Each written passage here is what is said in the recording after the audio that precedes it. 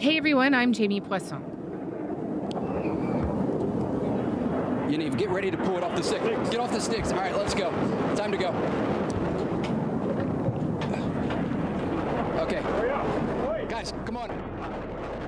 What you're hearing is a live feed from Fox News as a team positioned in what appears to be a high-rise building watches as hundreds of Iranian hypersonic ballistic missiles pour through the night sky in Tel Aviv early Friday morning. In other video, you can see missiles making contact in the city's downtown core. It was retaliation for Israel's unprecedented series of attacks in Iran the day prior, which are reported to have killed a number of Iran's most senior-ranking military leaders. Israel says they targeted Iran's nuclear sites, while the retaliatory strikes staged by Iran are said to have targeted Israel's energy supply centers. This incursion on Iran has been many years in the making, and much of this has come down to the country's capability to build a nuclear weapon, which Israel has been warning is imminent since 1992. The threat of a nuclear-armed Iran has defined much of the last 30 years of foreign policy with the country.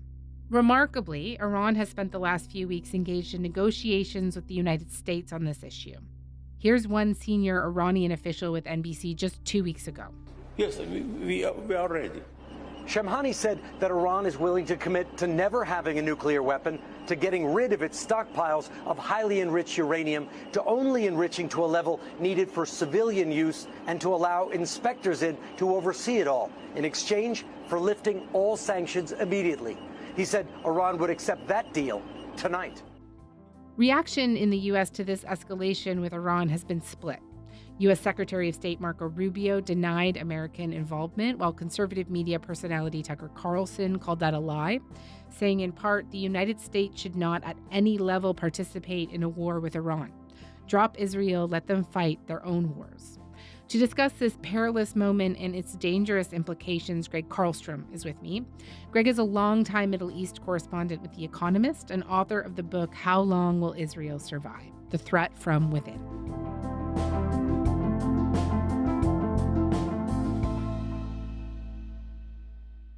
Greg, it's great to have you on the show. Thank you so much for making the time. Thanks for having me. So let's walk through the events of last week and then, of course, this weekend. Why don't we start with Israel's attack on the Iranian capital, Tehran? It's been reported that the attack targeted Iran's nuclear facilities and a network of military leaders. We struck at the heart of Iran's nuclear enrichment program. We struck at the heart of Iran's nuclear weaponization program. Israel's assassinated senior leaders of Iran's military and nuclear institutions during its strikes across the country, including the chief of staff of Iran's armed forces, Major General Mohammad Bagheri, and Hossein Salami, the head of Iran's Revolutionary Guard. Ferdowsi Abbasi, the former head of the Atomic Energy Organization of Iran, and top nuclear scientist Mehdi Tehranchi have also been killed in Israeli strikes. What we know today is that at least 78 have been announced dead and hundreds more injured, most of whom are reported to be civilians. Can you walk me through the shape of this attack, whether this kind of escalation was expected, and its immediate implications? Yeah, I think what we're seeing on the Israeli side is a steadily expanding and steadily escalating set of targets in Iran. The first day of this campaign, most of what Israel struck was either military or nuclear sites. They assassinated the top leadership of the Iranian military. They attacked command and control centers, air defense facilities, and then they bombed the nuclear facility at Natanz in Iran. As the war has gone on, Israel has expanded that. There were strikes on Saturday against energy infrastructure on the Persian Gulf Coast and in southern Iran near the main gas field from which Iran exploits natural gas. Sunday in Tehran, there were reports of car bombs targeting, it seems to have been targeting nuclear scientists. There were reports of further assassinations, but then also a reported attack as far away as Mashhad, which is in the far northeast of Iran, about 2,200 kilometers away from Israel. Reports of a drone attack on the airport there. So what began again as sort of more narrowly focused on military and nuclear targets, it's now expanding to encompass infrastructure, energy facilities, a much broader set of targets in Iran. I wonder if you could put the scale of what we are seeing there into context. Like, how does it compare to other moments of conflict between Israel and Iran, and or even like where it sits in the modern history of conflict in the region? Well, there's never been anything like this between Israel and Iran. They have been in a de facto state of war for decades now, what was often described as a shadow war by diplomats and spies in the region. And they would act through proxies. In the case of Iran, they fought Israel through militias like Hezbollah in Lebanon or Hamas in Gaza, groups like that, which Iran armed and equipped for many, many years. And the Israelis would carry out actions in Iran, but they were usually sort of covert actions carried out by the Mossad. There were assassinations, but one person, two people, limited assassinations. There were other espionage efforts aimed at sabotaging nuclear facilities in Iran. It was conflict, but it was well below the threshold of all-out war. And what we've seen over the past few days, Israeli jets, in the skies over Tehran, Iranian ballistic missiles crashing into Israeli cities. There were several direct hits on the cities of Haifa and Tel Aviv. It's something that we have never seen before in the history of their conflict. One of the core questions here revolves around the degree to which the U.S. was involved with or party to or even knew about these attacks. Marco Rubio categorically denied any American involvement, though President Trump seemed to kind of contradict that sentiment, saying that he had given Iran a chance to strike a deal and seemed to suggest that this attack was like a product of their failure to reach an agreement with the U.S. And what do we know, if anything, about U.S. involvement or knowledge here? Well, I mean, as usual with the Trump administration, everything is clear as mud. But I think there's two questions. There's what did the U.S. know, and then there's what was American involvement. On the first question, the U.S. did know about this before it happened. The U.S. was not taken by surprise. Mr. President, how imminent is an Israeli strike on Iran? Well, I don't want to say imminent, but it looks like it's something that could very well happen. We've heard some very conflicting stories about when exactly Donald Trump gave Benjamin Netanyahu the green light to go ahead with this. My suspicion is that it happened quite late, sort of, hours, if not days, before the strikes began. Trump probably had some reservations about Israel doing this, but Netanyahu convinced him to do it. And then when it seemed to go well on the first day, on Friday, Trump suddenly got very enthusiastic about it and took credit for it and acted like this had been his brilliant plan all along. But I think regardless of when he approved it, he knew about it in advance. Whether there's been an American role, there is not a direct American role in the sense of, taking part in these airstrikes. There aren't American fighter jets involved in this or American refueling planes refueling Israeli aircraft. But you have American air defense batteries that are helping to shoot down Iranian missiles over Israel. American spies who are sharing intelligence with the Israelis. America, of course, resupplying Israel. It's the main source of military equipment for Israel. So, in all of those ways, America is involved. It's not involved in the offensive part of the war, the fighting itself, but in everything else, there is an American role. In what ways are the American and Israeli priorities in sync here? In what ways might they be in conflict? I think where they're in sync is the belief that Iran's nuclear program is a concern, is a threat, is something that needs to be stopped somehow. Trump had tried to do that through diplomacy. There were 5 rounds of meetings between American and Iranian envoys to try and renegotiate a nuclear deal to replace the one that Trump abandoned back in 2018. But I think the U.S. and Israel have a similar view of Iran's nuclear program as a threat. And so if the Israelis are acting against it, if they're striking it militarily now, that's something that the Americans are going to be broadly supportive of. I think where they might diverge is the question of where does this go from here and where does this end? I think it's increasingly clear if you listen to the Israeli prime minister, to other Israeli officials, that they don't just want to hit Iran's nuclear facilities. They are gunning for regime change here. Netanyahu, he was asked about it on Sunday in an interview on Fox News, whether that was his goal. And he said, could certainly be the result because the Iran regime is very weak. I think it's basically left with two things. It's plans to have atomic bombs and ballistic missiles. That's basically what Iran has. They certainly don't have the people. 80% of the people would throw these theological thugs out. I mean, they murder them. If that's what he's saying in public, I suspect that in private, really, his goal is regime change. And I think that is going to worry some people, at least within the Trump administration, because they're going to worry about the second order consequences of that, of a big war that might get Iran to lash out at American allies in the Gulf or at American bases in the region, American assets in the region, or that might lead to chaos and instability in Iran.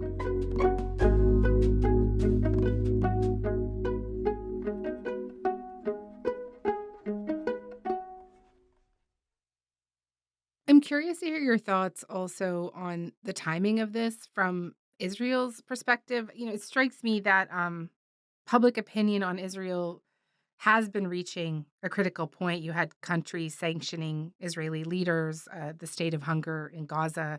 You have people like Thomas Friedman in the New York Times saying that the Israeli government is a, quote, danger to Jews everywhere. These attacks were also launched by Israel as the Knesset was set to vote on whether to dissolve Netanyahu's coalition government. And just, what do you make of the timing? Well, if you take the Israelis at their word, the timing is based on intelligence. The timing is based on intelligence they received that Iran was making some sort of a major stride in weaponizing its nuclear program. Now, the Israelis have not provided any evidence that I have seen to substantiate that claim, and that claim conflicts with what many foreign intelligence agencies, including the CIA, have assessed for many years, which is that Iran wants to be a threshold nuclear weapons state, but it's still some distance away from being able to build an actual working bomb. So if you don't take the Israelis at their word on that, I think you can look at almost a constellation of reasons why they might have acted. Now, this is something that Netanyahu has wanted to do for decades. He has dreamed of striking Iran's nuclear facility, going all the way back to the 2000s. So it's a long-held dream for him. He has a sympathetic administration in Washington now, which he hasn't for much of the time that he's been in power, whether under Barack Obama or Joe Biden. I want to thank President Trump for his leadership in confronting Iran's nuclear weapons program. He has made clear time and again that Iran cannot have a nuclear enrichment program. Today, it is clear that Iran is just buying for time. It refuses to agree to this basic requirement of peaceful nations. That is why we have no choice but to act. He has a different Israel right now after October 7th, where people are much more willing to accept losses, to accept conflict, to accept the state of war that Israel has been in for the past 20 months. You have changes in the region, Hezbollah being badly weakened after its war with Israel last year, the Assad regime no longer being in power in Syria. Those things enable something that wasn't possible. And then you have a bit of diplomatic cover almost in the form of the IAEA, the UN's nuclear agency, voting on Thursday to censure Iran for not meeting its non-proliferation obligations. So you put all of those things together and one other thing, actually, which is Donald Trump had given the Iranians a 60-day deadline to negotiate a new nuclear agreement. That deadline lapsed the day before these strikes started. So Netanyahu could point to that as well. You put all of that together and, it probably seemed like, even if this intelligence isn't what it's cracked up to be, it probably seemed like an opportune time for the Israeli prime minister. Could you tell me a little bit more about the Nuclear Commission's announcement on Thursday and where that kind of fits into this conversation, how serious it was? So Iran has been, since Donald Trump left the JCPOA, the old nuclear deal in 2018, Iran has been gradually escalating its nuclear work. And what we've seen it do in the past few years is start enriching uranium to 60% purity, which is very, very close to weapons grade. Weapons grade is 90%. That sounds like a big gap, but It's a non-linear process, uranium enrichment. So if you're at 60%, you're really just a short hop from weapons grade. Iran has 400 kilograms of that now, which if you refine it to 90%, it's about 10 nuclear bombs worth. And it has no civilian application. It has no use other than refining further to make a nuclear bomb. So it's taken these big strides in its nuclear program, and that has been reflected in successive IAEA reports over the past few years. The agency monitors Iran's nuclear facilities as it does with nuclear facilities in all member states, although Iran has been restricting some of its access in recent years. So that's part of it. And then the other part of it is the IAEA has been doing this years-long investigation into what it calls Iran's undeclared past nuclear activities. That's a really boring-sounding euphemism for some things that Iran was doing in the early 2000s that were part of an overt nuclear weapons program. The IAEA has been trying to get some answers from Iran on exactly what it was doing, where it was doing it, and what happened to that program. It hasn't received satisfactory answers from Iran. And so this vote by the agency's board of governors earlier this week was a vote to censure Iran for not cooperating with that investigation. How much does all of this bolster Netanyahu's claim that Iran's nuclear capabilities are imminent? Well, with the caveat that there's always things we don't know about the intelligence, but the assessment again of most agencies in the world before a few days ago was that Iran, if it made the decision to enrich uranium to 90% purity, it could do that in a matter of days. It could make a bomb's worth of weapons-grade uranium in a matter of days, but it couldn't actually make that into a working nuclear bomb, right? The enrichment is only one part of building a nuclear bomb. You also have to fashion that uranium into a device, a warhead, which involves, being able to make triggers and all sorts of other complicated components. And then you have to fit that warhead onto a missile or some other delivery system so that you can actually use it. Iran had mastered the enrichment part of that, but the consensus was that on the other parts of that bomb-making process, Iran was probably still about a year away from being able to make a working weapon. And then what do we know about the state of the negotiations with the U.S.? I know that there was a 60-day deadline, but they were supposed to be going back to the table, right? They were supposed to be. The sixth round was meant to happen on Sunday, 3 days after Israel started this campaign in Iran. We were engaged in rounds of negotiations with the U.S. The sixth round of talks was supposed to be held in Oman. The Zionist entity is not willing to see us reaching an agreement or a diplomatic solution with the United States. The negotiations had been hung up on one big issue, which is whether a new agreement would allow Iran to enrich uranium at all. What the Trump administration was demanding was that Iran forswear any domestic enrichment capability. It could build nuclear reactors for nuclear power or for research purposes, but the uranium that it would need to fuel those reactors would have to be imported from abroad. Now, this is an arrangement that some other countries have, even in the region. The United Arab Emirates, for example, which has working nuclear reactors that provide about a quarter of its electricity, has an agreement with the United States where it forgoes domestic enrichment in exchange for American help to build those reactors. But Iran, for many, many years now, has refused to give up on enrichment. It argues that this is its right, which it is under the Non-Proliferation Treaty, and that it's a point of national pride.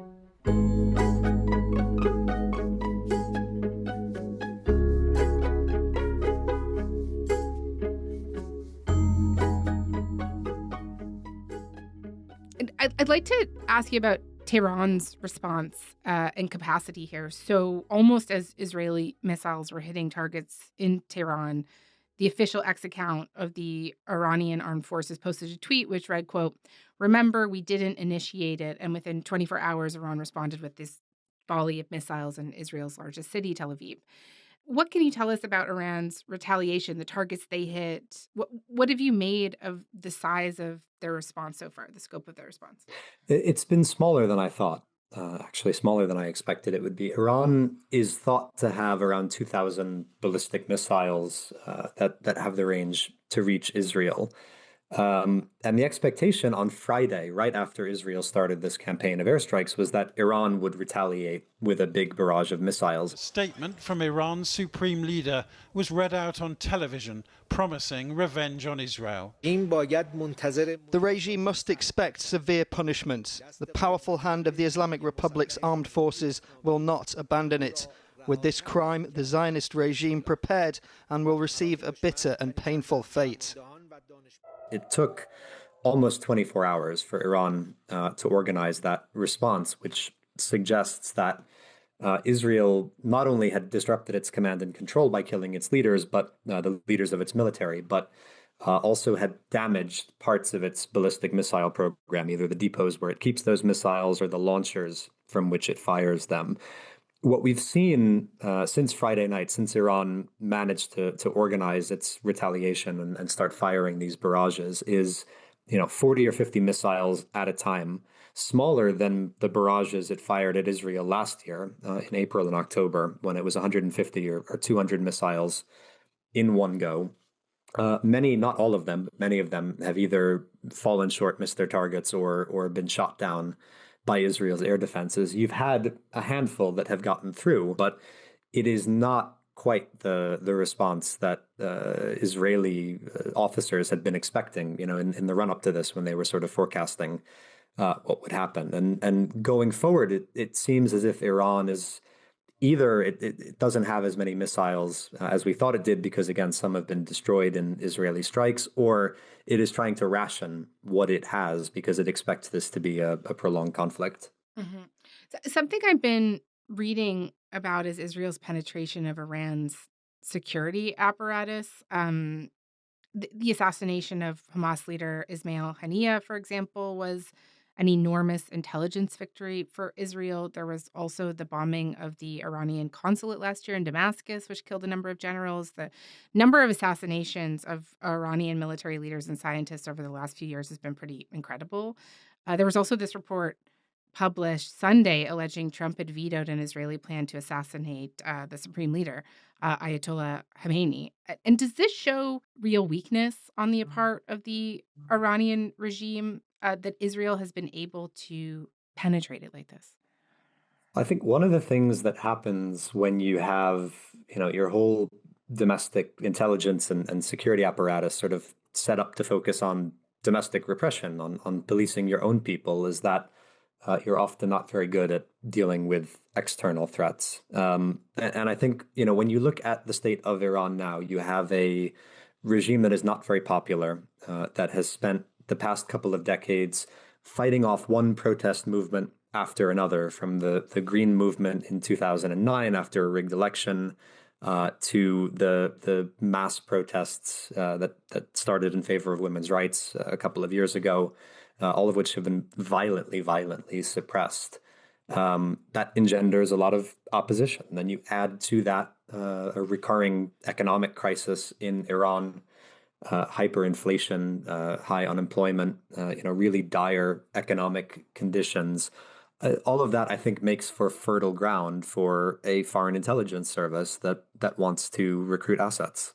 And then also, you've sort of touched on this, but they're really quite isolated in the region too, right? The so-called axis of resistance, which includes Hamas, Hezbollah, and the Houthis, have all been locked in conflict with Israel for some time now.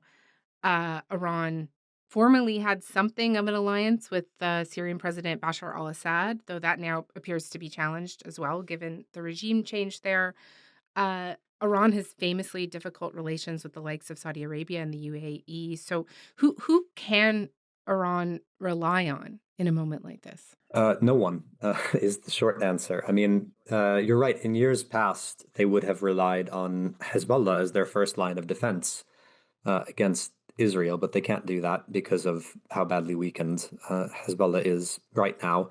They do have other proxy groups in the region, the Houthis in Yemen, for example, but they are so far away from Israel that their capacity to do any real damage is quite limited.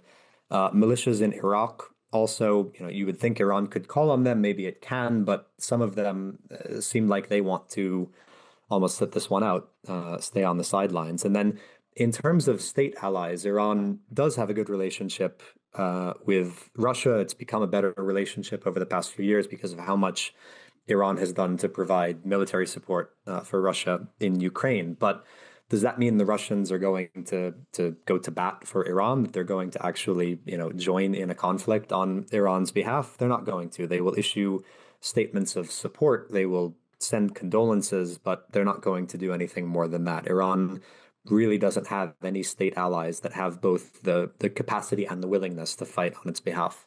Given all of this, I'm just trying to get a sense of what Iran's options are at this point. Like, is there a scenario in which they try to go back to the table with the U.S.? Can they, given how things have transpired here? I think they have sort of three paths that they can take, and none of them, from their perspective, are particularly good. One of them is negotiations, and Trump so far seems open to that. He keeps tweeting about how he wants to make a deal between Israel and Iran. Iran could really capitulate here, agree to relinquish large parts of its nuclear program in a deal with America in exchange for obviously a lasting ceasefire with Israel. And they might get to a point where they have to do that, but that would be an absolute humiliation for the regime, and it's not something they want to do right now. So that's one option. The second one is to try and widen the war, strike at Gulf states, hit the Saudis, hit the Emiratis, for example, or hit American bases in the region, and hope that they can do enough damage to Israel's partners or to America's partners that Donald Trump will eventually get spooked and tell the Israelis, you know what, rein it in. I don't want any more American troops getting attacked by Iran. The risk in doing that is that it might backfire. Trump might decide, well, we're going to get involved in the war directly, and then this becomes a much bigger threat for the Iranian regime. And then the third option is almost to try and muddle through this, to endure whatever pain the Israelis are going to throw at you, to hope that at some point either Israel has to stop fighting or Trump compels it to stop fighting, and then to really double down on your nuclear program. Try to rush for a bomb, try to carry out a nuclear test so that no one can attack you again. And if you do that, maybe you protect yourself in the long run. You buy yourself protection from future attack, but you also turn yourself into North Korea. You turn yourself into a pariah state that is going to be permanently isolated, and that's not a good outcome either for Iran. Mm-hmm. And just on the first scenario, would there have been like a big breakdown in trust between the U.S. and Iran over the last couple of days since they, believed that they were sitting back down at the table?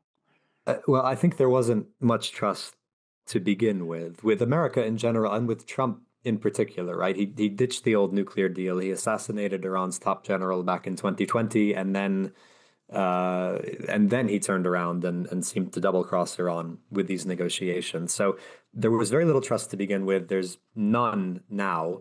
At the same time, if you're Iran, who else can you negotiate a deal with that would be able to actually restrain the Israeli government? Only the U.S. has the capability to do that.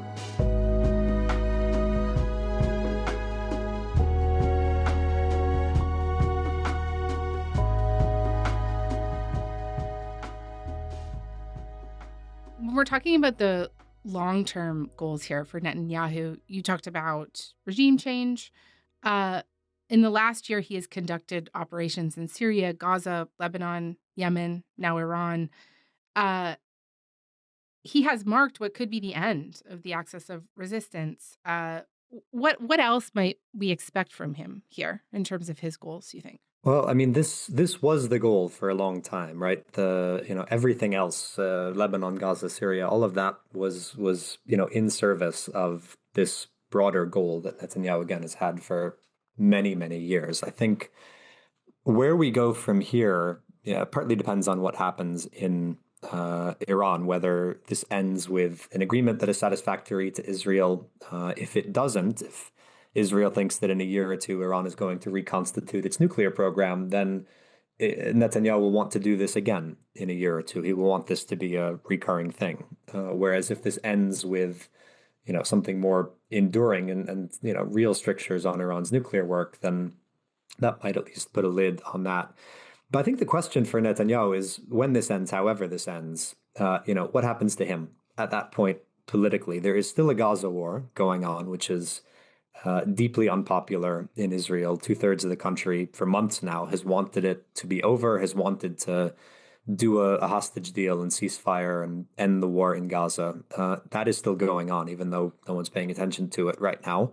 And then Netanyahu is still a historically unpopular Israeli prime minister. I'm sure he will get a temporary boost out of this politically, but when the war ends, he still has to contend with not just Gaza, but with an ongoing criminal trial for corruption and the fact that much of the Israeli public wants him gone. And what about the American public too? I found it interesting watching some of the public reaction to these attacks in the U.S. Conservative media personality Tucker Carlson has previously referred to the prospect of war with Iran as a profound betrayal that would, quote, end Trump's presidency. Following these attacks, he said Trump should drop Israel and that the U.S. should not be involved in Israel's war. Steve Bannon has issued similar warnings. Go for it. You make your own decision. You decided we got to do it. We got to do it now. They got 15 nuclear weapons. Then go for it. But then why do we have to come in air defense? And please don't use, because we have things in Tel Aviv. Then get them the hell out of Tel Aviv. This is how we get sucked in. On the other hand, you have the likes of people like John Bolton and others kind of actively campaigning for American intervention and increasing force deployments in the region. Well, thank God for Bibi Netanyahu. He has cut through the fog and done, frankly, what should have been done as long as 20 years ago. This is a very important step. It's far from over. This split on the question of Iran, how could that influence what the Trump administration may or may not do here? I think it really depends on one choice, right? Whether or not there are going to be direct American strikes. Israel is asking America to get involved to carry out airstrikes on Fordo, which is this uranium enrichment plant dug into the side of a mountain. It's too deep for Israeli jets to bomb, and so you would need American bunker buster bombs to have a chance of actually getting to this underground facility. So the Israelis have asked America to join that. The fear for Trump's more isolationist supporters is that it won't end there, that America will get dragged into this open-ended campaign, the goal of which will be regime change. And if that happens, I think it's politically devastating for Trump. I mean, he specifically campaigned on, as you say, ending wars, and people are sharing clips of him about 15 years ago denouncing Obama for his efforts to negotiate with Iran, saying, "Our president will start a war with Iran because he has absolutely no ability to negotiate. He's weak and he's ineffective." If Trump ends up being the guy who does that, it's going to cost him a chunk of his support, I think. But it's not clear that he's going to do it. Some of his advisors are urging him not to even go along with limited airstrikes in Iran. So we have to see what he decides. Greg, thank you so much for this. Really helpful. Thank you. My pleasure.